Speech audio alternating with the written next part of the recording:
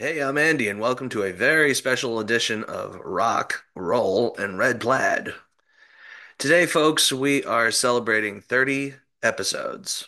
Doesn't seem like much, but it's been over a year, and we've done a whole lot of episodes and a whole lot of people. This has been an amazing ride thus far, but we ain't even done thinking about being done. We're not done yet. Check out all the episodes and check out this cool highlight reel we've had thus far. Welcome to Rock, Roll, and Red Plaid.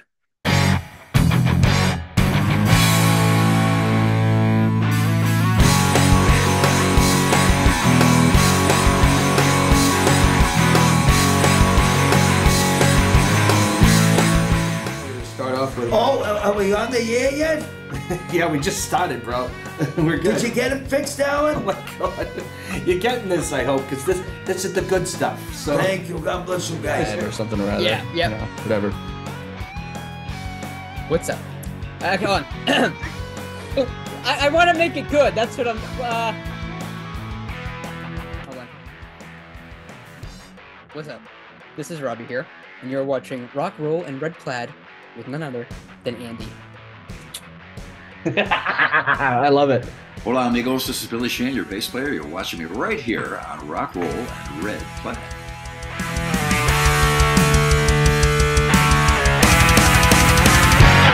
Oh my God! Ladies and gentlemen, Raleigh Green. Thank you. And how old is he? Wait, yeah. Answer that by saying the first song that I ever became obsessed with, that I just couldn't wait until I heard it on the radio, was Stray Cat Strut by the Stray Cats. Really? Okay. I just thought it sounded so cool. But the first artist that I ever became obsessed with was definitely Michael Jackson. Really? Okay. And then after that, it was Prince. And I always loved to hear Prince and Michael Jackson on the radio. And I do remember the one time when I was probably, oh gosh, 9 or 10, and we moved to Duluth, Minnesota, and we had a radio station there. And it was the one time where I've called in to request music on a radio station. And I was like, I want to hear Beat It and Thriller. And I remember the guy was like, Michael music, all right. And the joke is on you. Now we have that tape here. No, we don't. Introduced me to Blackbird as my second song ever. And it seemed like an impossible task where you've got multiple lines going on, and it would ramp from here to there. But I sort of muddled my way through the... And once I got that, it was like, wait a minute, this is possible. And I became obsessed. And for about a period of 2 months, I set out to learn Blackbird. And I finally ended up getting Blackbird. And by the end of that whole experience, I knew I would be playing guitar for the rest of my life. That's fantastic. Which is why I now have this beautiful... Oh, here we go. Blackbird picture on my wall. Wow. And this is a visual representation of Blackbird. The melody's on top and the harmony is on the bottom. And this is actually a visual map of the song Blackbird. And I was just like, you know what? This is still my favorite song. It's the song that means the most to me. I think it's one of the greatest songs ever written. It represents so much to me, so Yeah. it encapsulates how I started guitar and how I knew that I would be a guitar player for my entire life. You can't not like at least something by, let's see, the Beatles, Stevie Wonder, either. If you don't like that, then you just don't like music at all. Yeah. When people don't have access because of the nature of the technology of the time, say, back in the 70s or what have you, when Queen was doing their recording, barrier breaker when it comes to access to the technology to be able to do those things. Hello, sir. How are you doing? My father's photobombing the episode right now. This is Hello, Mr. Connolly. that is- Nice that to is- see you. That is yours. Yes, that is like. What's it doing here then? Well, didn't have my laptop charger yesterday. If I had the answer to that question, Hello there, I'd sir. How probably are be you? richer. I don't know. What's his name? Did you Dan, say? this is Dan. Dan. Hello. I like the beard, Dan. Thank you. I worked with someone last night. He works in the fire alarm, and he had a beard like you, but he trims it. And this is the first time I ever saw it. He says only on my birthday. So I guess but he trims it. That's fair. All right. Thank But you. every time I see Do you have a question for Dan Yes, while I you are do. while Yes, you're I do. here related to the podcast? yes. Okay. Now, every time I see a guy who trims his beard, shaves his mustache, is that what's her name? That's what I ask. What's her name? Oh, this may be getting cut out of Oh, the. there is no name, I would There is say. no name, he There says. is It's no always name. about a girl. Nice to meet you. Rod, Please stand by. yeah, please, we'll get that. You know? Actually, you should leave that in. That That was actually be pretty that funny. would be good. Yeah, he'll keep that in comic relief. You know.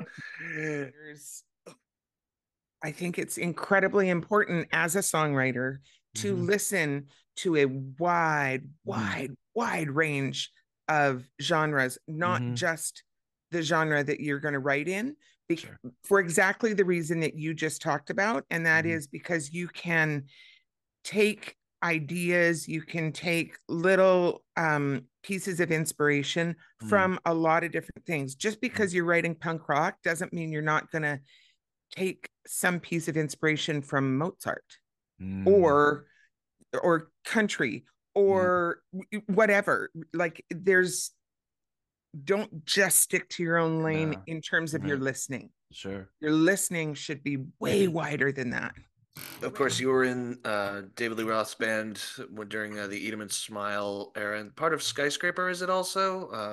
Played on the record, did not do the tour. Gotcha. But whilst touring with Dave, what did you learn from him? I'm sure the stories are for days, but like probably as an entertainer, I'm getting at what did you It's like getting a PhD in showbiz 101.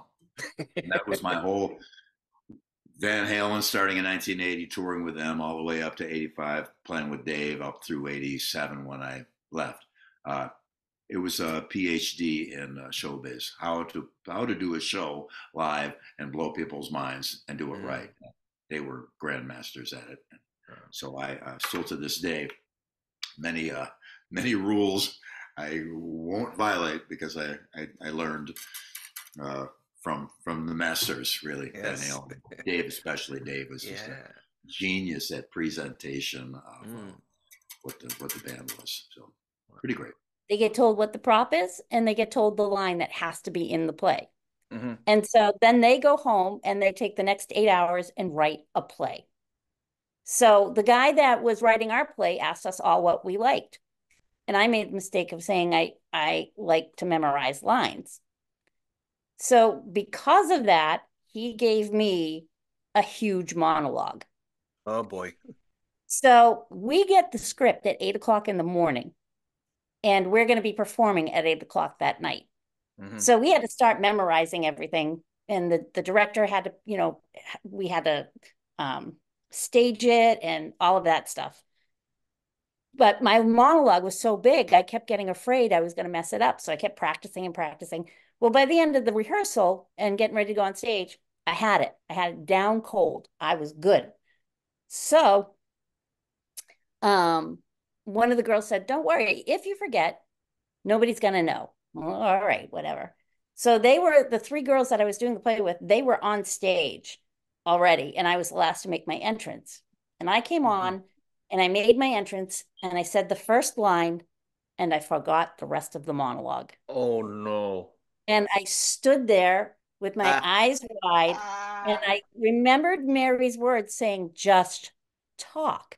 Now, usually if you're on stage and you lose your place, somebody can jump in and give you a cue to help you remember what you're supposed to say. This was a monologue. Yeah, you had just I and you didn't had just have written that. this too, yeah. Yes. So I just started spewing stuff out of my mouth. Just blah, blah, blah, blah, blah, blah. Just trying as hard as I could to like find my way back in my head to the monologue.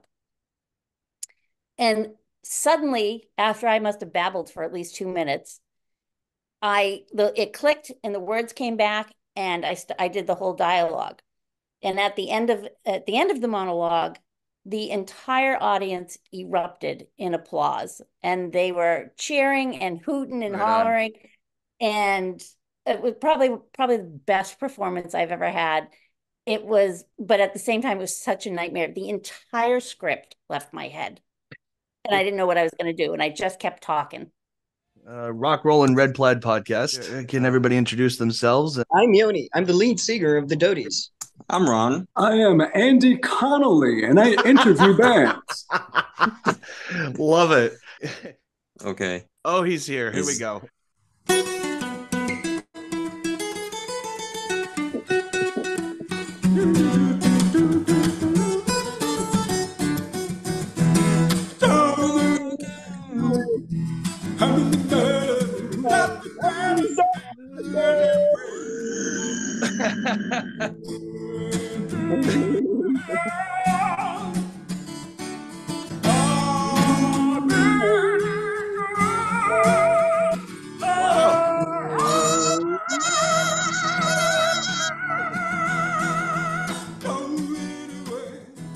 Okay, enough.